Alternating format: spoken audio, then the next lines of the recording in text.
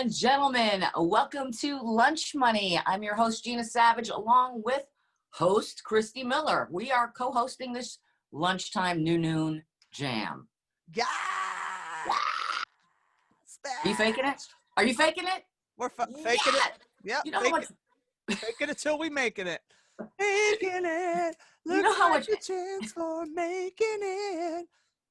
You know, these people that do these daytime talk shows must be like, hey, we have a great, and it's got to be, and they probably want to stab themselves or gouge their eyes out to like muster up that, maybe not, maybe they're morning people, but the noon is, we're here.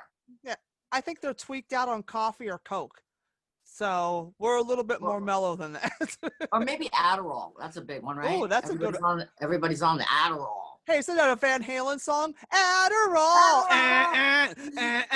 Adderall. Hey, you could put her on and add her all up for me, and then that would be great. Yeah, get her some lunch. Could you put this on the bill and add her all up for me, please? Yes. GIna, did you ever notice that this show, we call it Lunch Money because we're on at noon on Mondays, but we never discuss lunch or money? We never do because we can't afford lunch, and that's because we have no money. All right. I mean, who has money? Not me. Well, actually. Hey, do you have any money over there, sweetie? Do we have a caller? Caller, do you have any cash? Caller, you got Venmo? Caller, you got Venmo? We should set up a Venmo for Lunch Money. We should. Let's do that. We're going to do that for the next week. Yeah, we need some money, and it's, so that we can eat and produce. Yeah. Venmo is some lunch money, bro. Lunch money. Yeah. Yeah. So, yes. It's Monday, and it looks like Florida had a little bit of a tiny weensy bit hurricane last night. How is that doing?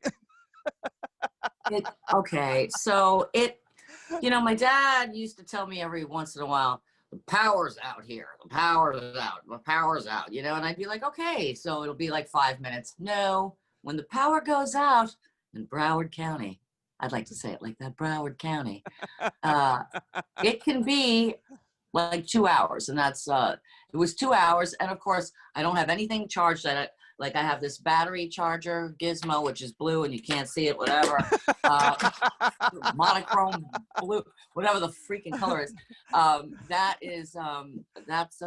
was like, had like a little bit of life on it, so it kept the phone on for a minute. We, and it was a kind of a nightmare. And it's now I know you literally need to have a survival pack thing for Florida. I don't know words anymore. Survival pack thing. Hey, the power goes out more than I do, sweetie. Lady. Yeah, you need to keep your phones charged, people, because you never know when you're going to be living in Florida and the power goes out. Yeah, I don't, who knew? So red and yet so blue here in Florida. Yes. Halvesies. Speaking of Florida and halvesies and red and blue, dude, we just had the major election, and what was bigger than the election this week? The biggest event of all? Your show at Gatsby Joy. Yay! Yeah. How was the show? So I have to say, for the first produced gig in Florida, where, it's not like I'm even established in New York, whatever. I mean, I don't have like an ego or anything. No. But I was promoting it for like a month. I had really great people. I think we talked about it. I had Freddie Stebbins, Cindy Jane, Kirk Smith, Zach McGovern, and Kyle Grooms. Kyle. And then I added last minute James Altucher. I'll say his name wrong. But I always say it wrong. I think it's Altucher. Altucher. But he was we great. Can say Altucher, if we want to be bougie. Was he great? Altucher. He was great. The whole show was great. Everybody was great. And I hadn't seen a lot of people. It felt like, finally a little bit of that comedy family, a little reunion. Right. Aww.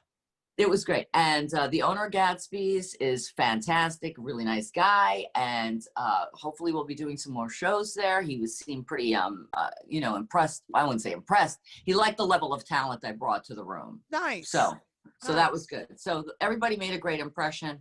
And I really like it. It's called Gatsby's Joint in Fort Lauderdale. And I'm really liking it there. It's got the right vibe. It's got like a speakeasy vibe. Well, the pictures of it that you took looked so much fun. It looked like such a cool night.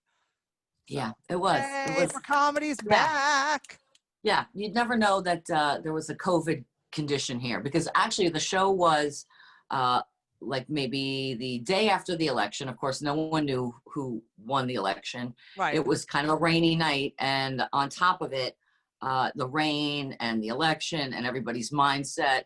I thought, I ended up with about, I guess, 25, 30 people. I mean, okay. I might be exaggerating by 1 or 2 people, but for a Thursday night in the middle of that, I thought we did just fine. So, by the pictures of it, like, especially with social distancing and everything, it looked like it was full. So it looked like they had a great time. They did. They did. Okay. So I'm really happy. Yay. So that's that story. Yeah. Thanks, everybody. Thanks, Sunshine State Comedy is here. Ooh, boy.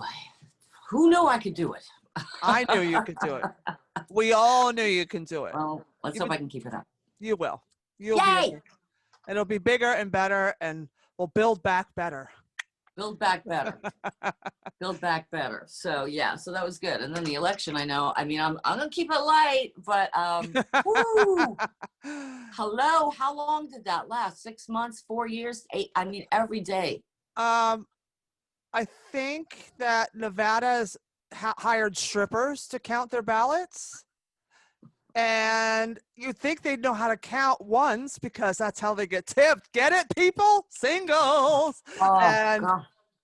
1, 2. Oh my God, I lost count. Okay. What comes after 2? Oh my God. I wonder if they started like working the polls and like doing table dances while they were counting. I don't know. Did they play the music? Did they play the music and they had her stand up? They probably would have counted them fast if they put them on a stage with the song, after they do their dance and pick up their dollars. They would have counted. Yeah. You know what's really funny about that? That most of the strippers, yes, every bit of that. Most of the strippers I know, and I have known a few, don't ask how or why. Smarter than me. You know why? They're hustlers. They're a hustler, baby. They're not worried about how much lunch is going to cost. No, because they got it. They got it. I used to do in LA. We used to do shows in strip joints all the time. We had a show called Giggles and Jiggles, and it would be a comic stripper, comic stripper, comic stripper, and we used to turn it out. It was so much fun. It is fun. I worked in a strip joint. A strip joint. I wore my clothes. I was a sober bartender at a strip club in Florida in 1990, whatever. Nice. Best money I ever made. Yeah. Best. Now I'm trudging the road. Now you're like, hey, you still got that state? Do you have that buffet shift that I could dance at?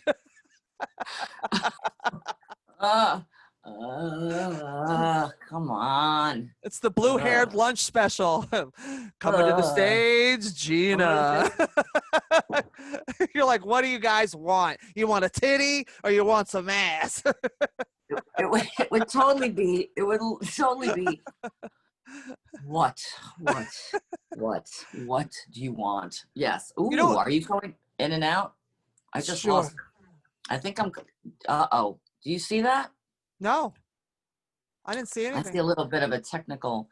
I'm just saying for the folks at home, I seem to see like a very fuzzy view of myself. Do you?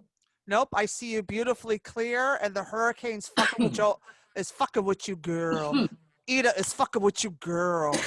So is COVID. Apparently, I'm coughing like a maniac. Anyway, COVID. It's COVID. I'm not going to worry about the technical things. That's why we need your lunch money. That's why we're going to set up that Venmo at whatever lunch money, whatever. We'll figure it out. This is how great we are. This is how much we love you guys in the show, that we will brave a hurricane to record this masterpiece. Yeah. Tree limb on my car right now. tree limb on my car right now. When the hurricane comes a flowing You and a should baby see. cries. You should see this place right now. Thank God for our Thank God for set. backdrops. Woo! Hey, Hurricane. if I took this green screen down, demolition. Haiti. Holy hell. Thank God for green screens. Who knew that Yeah. would be the new Hey, normal? Everyone yeah. has to have a green screen. You know what? You know what they could do if there's a lot of damage after this hurricane? Just put a green screen up over Florida. There's a few Just states hide that the need damage. there's a few states that need a green screen. But Yeah, I my thought mental state.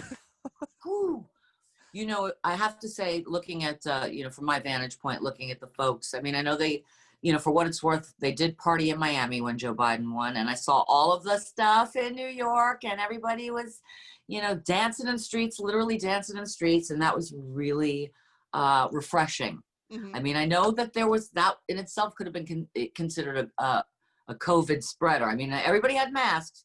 Don't ask me about this. Don't.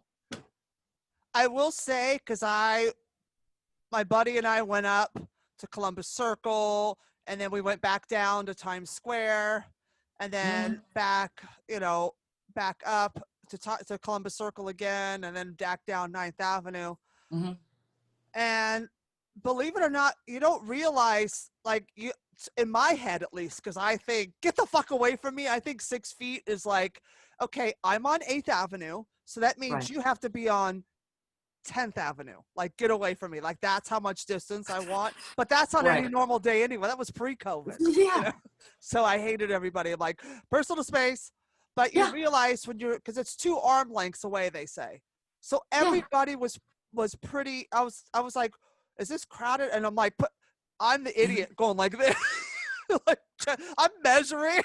Yeah. Hilarious. And Marina's like, what are you doing? I'm like, space. But everybody was really respectful. Everybody had masks on. Nobody tried to crowd in. Nobody, people were very respectful, very polite. And there was GIna, there was so much love in the air. It was so electric. And that was like, I miss that, and just being outside, just feeling like all that love and not going outside and wondering if I'm gonna get punched in the face. Sure, I know. I mean, at least we know now that there's going to be a dog, a new White House pet, and I'm excited because I saw Joe Biden's dog. That dog's serious. That dog's got like attitude. They have 2 dogs. Oh, really? Yeah, and the German Shepherd you see is his name's Major.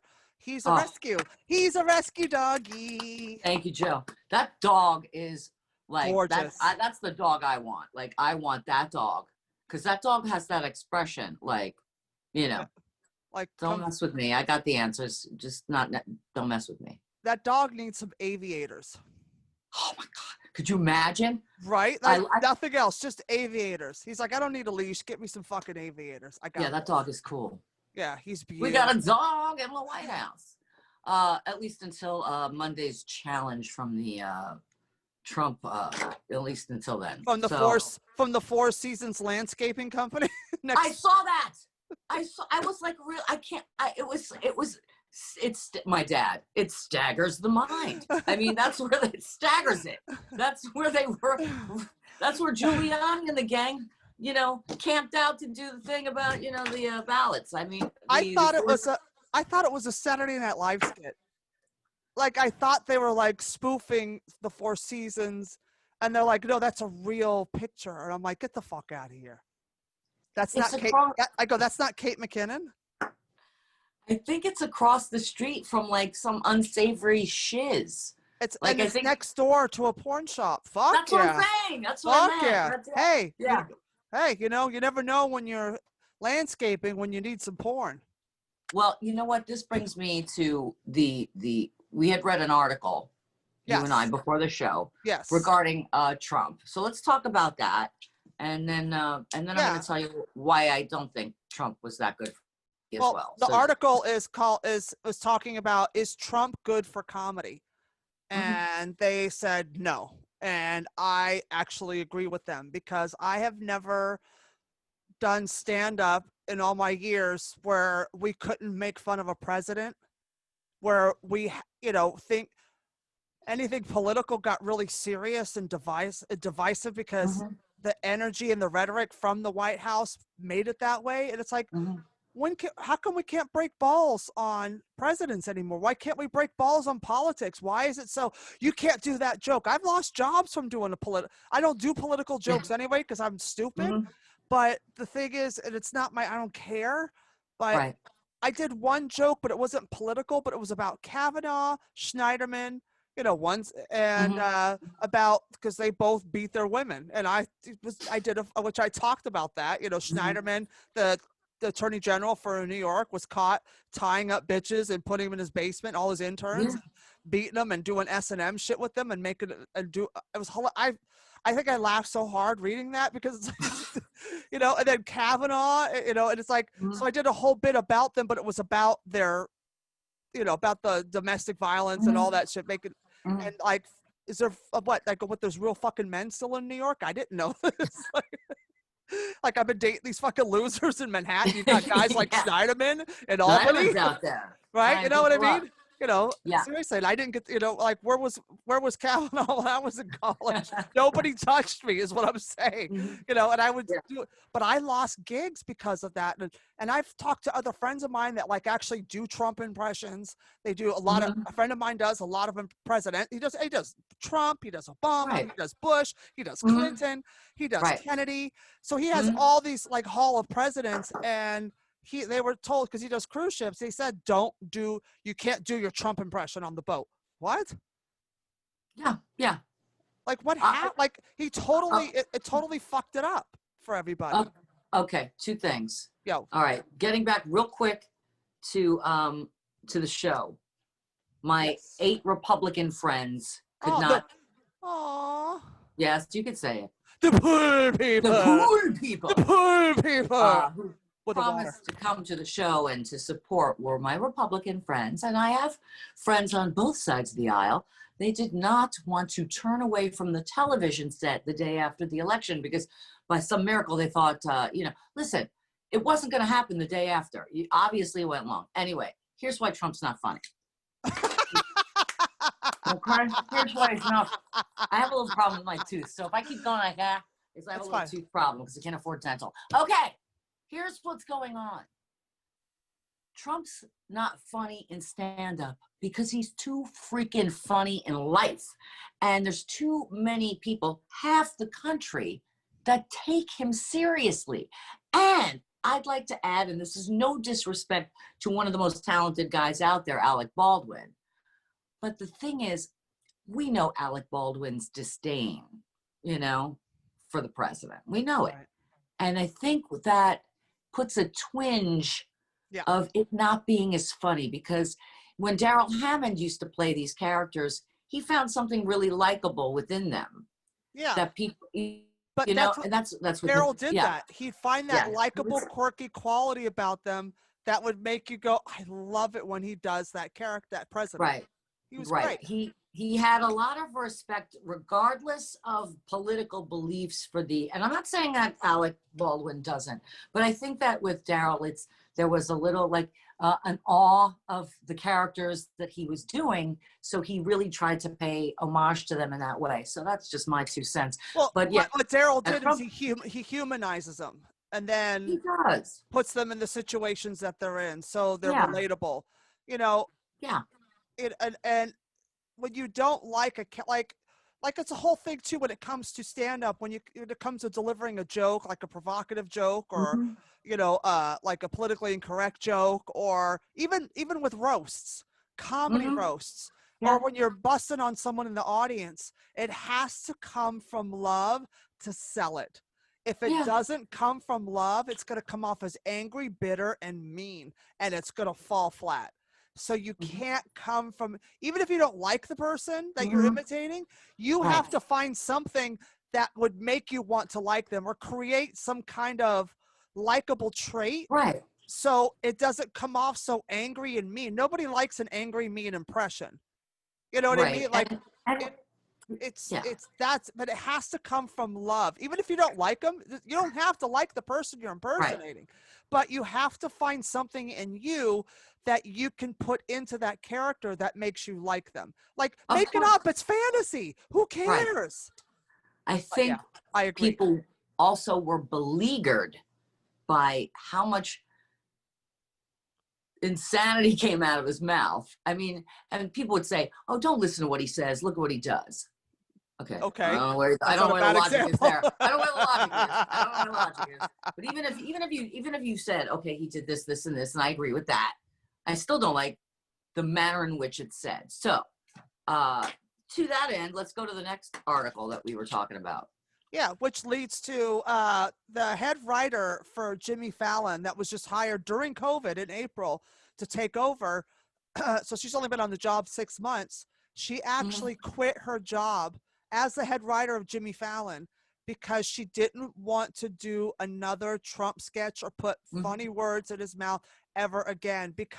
Not because she hated him, and she goes, it had nothing to do with her politics. Obviously, she's we know what side she's on and what she believes, and her side, her political beliefs and her issues. But she was having problems in the writer's room with the divisiveness with this one man. And, you're doing one character and it's splitting the room in half and people are fighting. It shouldn't be like that. You can't do that. Yeah. And that's what everybody's reacting to. So the whole country's in this weird, angry, defensive attack mode. And like they're all a bunch of little raw nerves walking around. And you know what I mean? We're like these little tiny raw nerves. And if it's like, if you have a toothache and like the air hits it, you're like, oh God, or whatever. But you can't run a country like that because, you know what I mean? You can't base your shit off emotions like that. And that's what fucks up everything.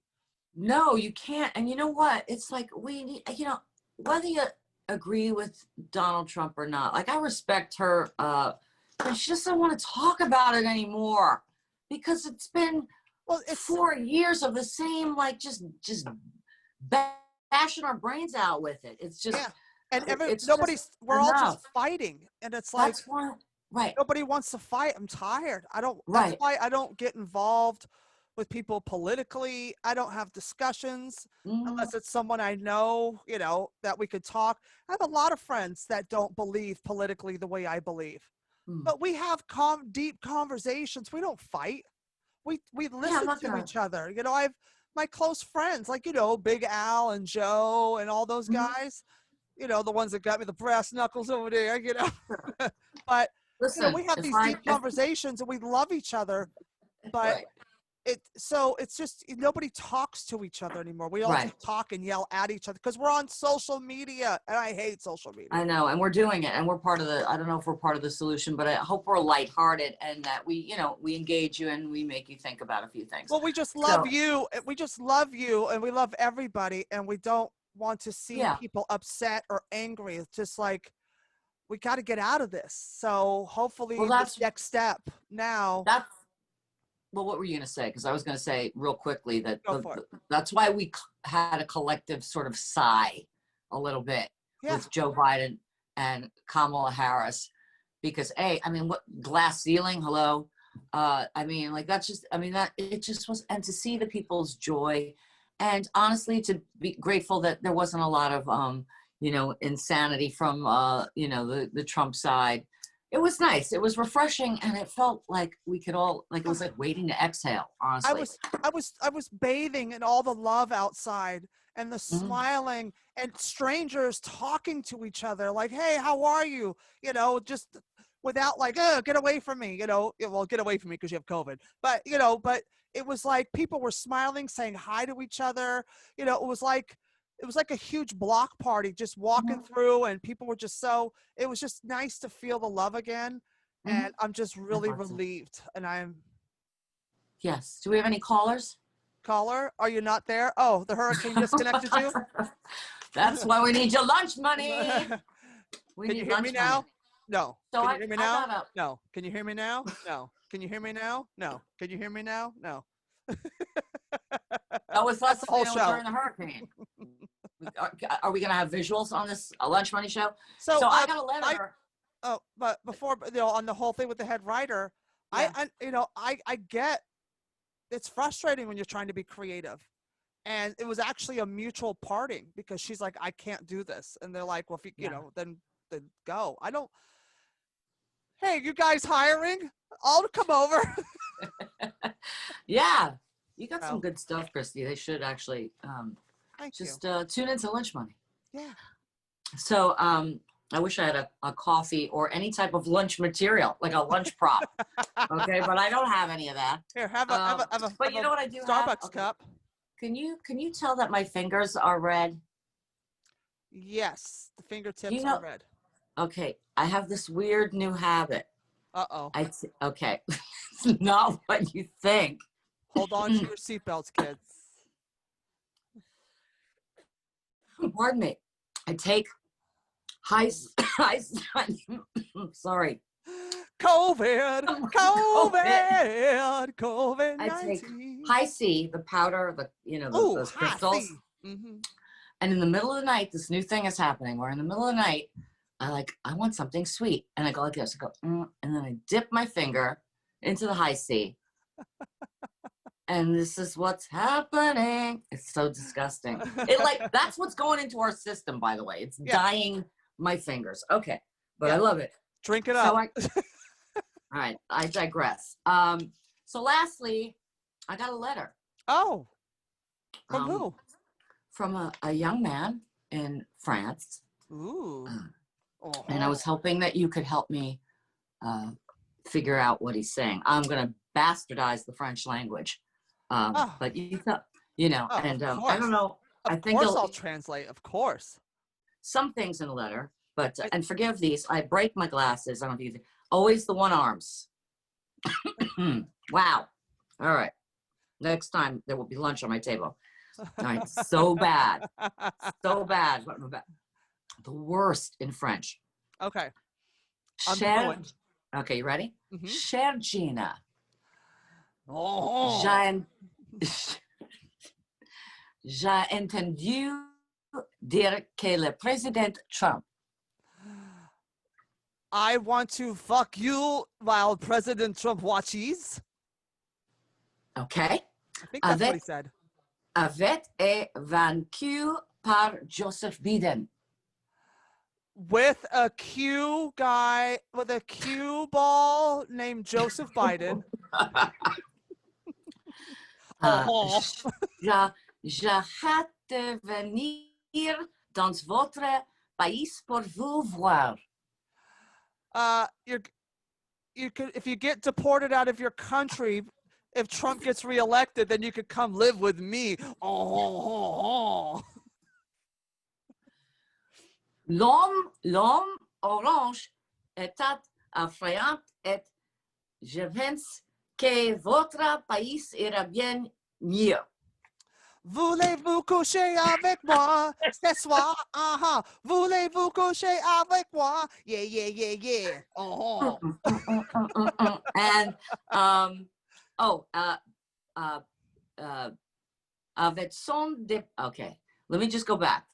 Affirmer et je pense que votre pays ira bien mieux avec son départ. Je t'aime et je te souhaite toujours le meilleur. Philippe. Mike Pence came and toured the countryside and hit all the bathhouses and gay bars in the south of France. Love, Philippe. And there you have it, the letter from France. Hey, who knew I spoke French and Italian? I do. I hope to get another letter from my Italian friend. I'll keep you posted on that. Yes. But so that's what's been going on here. In the Sunshine State. It's the sunshine. And I'm very excited because I think we will be doing more shows at Gatsby's. I'm so excited. Thank you. And you, because I'm sure we're at the top or the half hour point. Yeah. What do you got going on? Just, getting ready. Gonna do Christy Unleashed with JC Best Wednesday nights at 9 p.m. And I did on Saturday on Halloween Day. I did Adam Sink's podcast. Love How Adam Sink. much do we love him? Love Adam Sink. It was such a fun show. Good. And it was very old school because I did it over the phone. Like I phoned it, like literally you phoned it in. I'm like, this is the greatest show. I don't have to put makeup on. I don't have to get dressed. This is fantastic. Nobody's going to see me. Yeah, that's great. I mean, but the gays don't want to look at me anyway, so it's fine. Wait, I don't know if this will work. I don't know if I'll be out of frame. If I am, I'll come back down.